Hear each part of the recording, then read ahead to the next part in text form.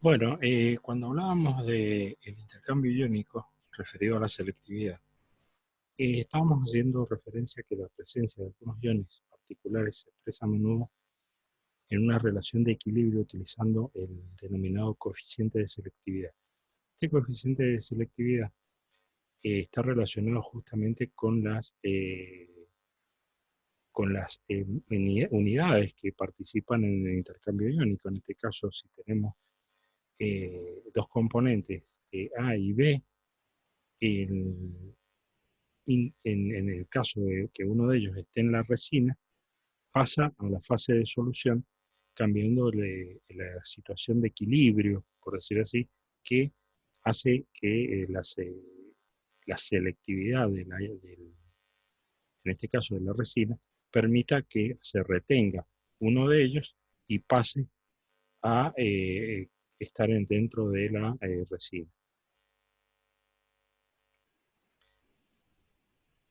Esto se expresa a través de una constante. Esa constante se calcula para cada una de las resinas y da como resultado un coeficiente de selectividad que va a decirnos cuánto va a poderse capturar del ion en cuestión a través del intercambio en la reacción de permutación. En el caso, digamos, de los intercambios iónicos, los coeficientes de selectividad se pueden combinar dando una variedad de nuevos coeficientes de selectividad para cada caso. Hay que tener en cuenta también que no siempre es único el ion que va a retenerse en la resina. Muchas veces las resinas tienen la capacidad de capturar también otros iones que no son justamente los más eh, deseados en el momento de esa operación. Por lo tanto, también esos iones participan y de alguna manera modifican estas relaciones de equilibrio respecto del ion en cuestión.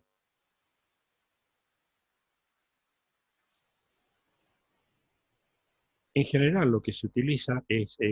términos de concentración o de actividad iónica por medio de moles de los componentes puestos en juego, moles por litro de solución de líquido, y moles, en el caso de los subrayados con la rayita, de resinas por litro de resina en base al volumen a granel. Cuando realizamos el intercambio iónico, lo que sucede es que un componente que está en la resina catiónica, por ejemplo el protón, eh, encuentra o se encuentra en un medio donde existen otros iones, como por ejemplo calcio y magnesio, y sodio, que deben ser removidos. Cuando se produce la reacción que se llama descationización, en el caso del agua, el, la resina catiónica captura el calcio, el sodio y el magnesio, en este caso que había disuelto en el agua, que podía producir o sea ser la responsable de la dureza del agua, y libera 5 protones en la solución en la corriente. Cuando esa misma corriente pasa por una resina aniónica que contiene oxidrilos disponibles para la permutación con eh, cloruros y sulfatos disponibles, se produce la reacción y capturan esos cloruros y esos sulfatos que quedan retenidos en la resina aniónica y se liberan oxidrilos en la proporción, digamos, 1 a 1, como decíamos, en base a las cargas que tienen disponibles estos iones. Cuando esos oxidrilos son liberados, se combinan con los protones produciendo un agua técnicamente purificada. Por lo tanto, en este caso sería el caso de una desmineralización en la cual capturamos tanto cationes como aniones para dejar el agua técnicamente pura, sin ningún tipo de componentes contaminantes.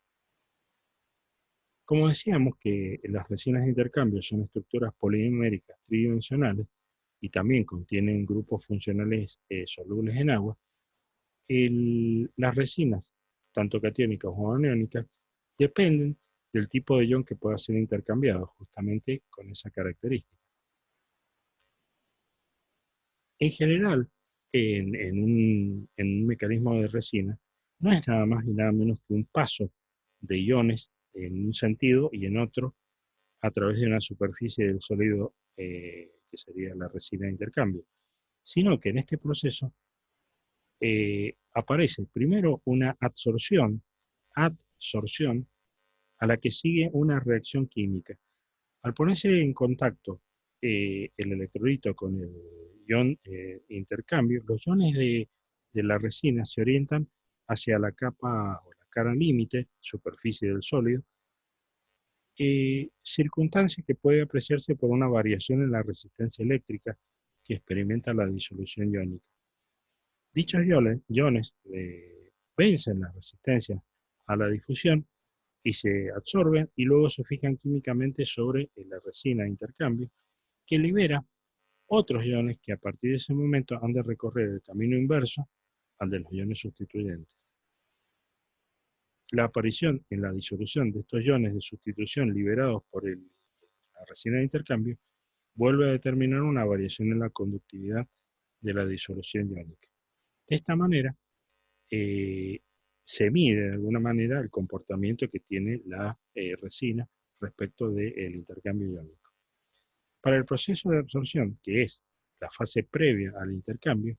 se aplican las ecuaciones del isotermo de Freundlich. Y en otros casos, otros autores o han visto otros investigadores utilizar la ecuación de Langmuir. Pero en uno o en otro caso, eh, las resinas se comportan con este tipo de eh, comportamiento nuevamente, produciendo lo que se denomina el intercambio o la permutación. Acá nuevamente ponemos en claro cómo es la demineralización en el caso del agua.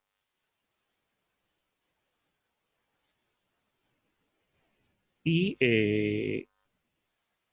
para este caso usamos nada más que como impurezas el sodio y el cloruro. O sea, en una solución de cloruro de sodio disuelta en el agua con las resinas de intercambio catiónicos y aniónicos, se logra capturar estos iones y cambia y queda agua técnicamente pura. Para ello podemos utilizar dos lechos, que es el caso más común en la industria, dos lechos separados, donde el agua cruda o agua para ablandar entra primero en un lecho de resinas catiónicas y luego de salir de la misma es llevado por medio de una bomba al lecho de resinas aniónicas, donde termina siendo ablandada completamente. En un diagrama de flujo para un proceso de intercambio iónico con reciclo de agua sería el siguiente, de donde entra el, el agua inicialmente, pasa a través de un filtro, que puede ser también un filtro de carbono activado, entra en los intercambiadores de cationes, sale del mismo, pasa por los intercambiadores de aniones y queda técnicamente un agua recuperada, o sea, ablandada en este caso, y disponible para el proceso. Cuando se realizan los lavados, tanto con ácidos como con cáusticos, se recupera algo de ese líquido de lavado, se lleva a un tanque donde se trata y realizando operaciones de filtrado y evaporado se dispone de una sal o en otro caso se dispone de metales recuperados a través de un ciclo de una batea, como si fuera una batería, que separa los iones positivos y negativos y se puede recuperar alguna componente de interés. Generalmente los tanques son de 2 por cada proceso, o en el caso de tener uno solo, el batch se produce primero en una entrada a las resinas catiónicas, después a las resinas aniónicas. Pero lo general es utilizar 2 pares de tanques. ¿Para qué? Para que justamente en un proceso continuo se logre el que eh, cada equipo, por decirlo así, haga su parte mientras el otro se está regenerando. En el caso del lecho único, tenemos las 2 resinas colocadas en un solo cuerpo y una vez que se introduce el agua a tratar, eh, ambos iones realizan la tarea simultáneamente. Una vez que se agotaron, ese es el término que se utiliza cuando dejan de trabajar, se les realiza el tratamiento de recuperación con hidróxido de sodio y ácido sulfúrico, realizando los procesos que van desde el 1 hasta el 6 para dejar el lecho nuevamente en condiciones de poder ser utilizado. Bueno, muchas gracias y con esto terminaríamos lo de intercambio iónico y el resto lo pueden releer o ver de los apuntes.